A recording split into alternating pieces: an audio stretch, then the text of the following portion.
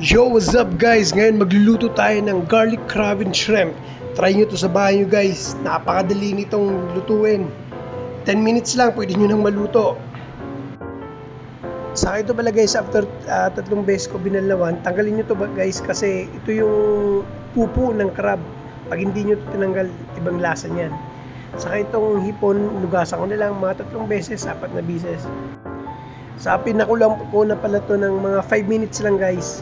Itong crab para pag na-overcook kasi siya, lumilit yung mga laman. Saka yung itong hipon, mga 2 minutes lang. Pinakulang ko ng 2 minutes para juicy pa rin siya. Sa sinet aside ko na pala yung crab at shrimp.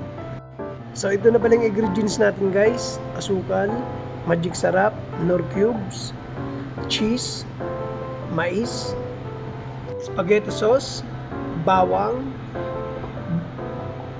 tapaments, paminta, puting sibuyas, bell pepper, ginger, butter, sweet chili sauce, oyster sauce, patis, ketchup, nor cubes. So ito na pala guys yung ingredients natin ha.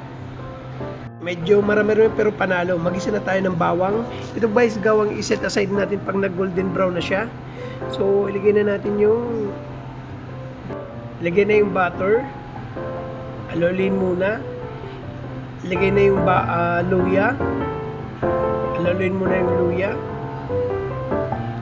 Saka yun na yung guys yung pinakuluan kong tubig ng crab saka shrimp natin.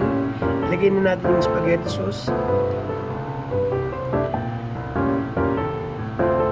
Lagay na natin yung oyster sauce.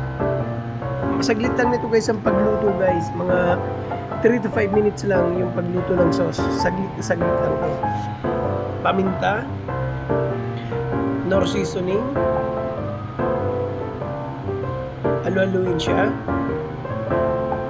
Alu-aluin. Lagay na natin yung sweet chili sauce. Medyo marami naman yan guys ha, sweet chili sauce para panalong yung lasa niya. Saka lagyan na natin yung magic sarap, hindi mawawala. Magic sarap. Bigay naman. Alu-aluin natin guys. Saka ito pag kumulo na guys, lagay na natin yung bawang ng kalate. Yung bawang na pinagolden brown natin. Shoutout nga pala sa mga kababayan kong taga Bicol. Palike and share na lang guys ha. Lagyan na natin yung asukal. Depende sa inyo kung sa tamis. Lagyan na natin yung corn. Alu-aluin lang. Sige, aluin lang. Lagyan na natin yung white onion. 30 seconds lang yun. Lagyan na natin yung bell pepper. Mga 30 seconds rin. Saka ito guys, optional lang to kung gusto nyo malapot ng konti. Ito yung cornstarch. Saka lagyan na natin ng cheese. Ayun, kinuskud na.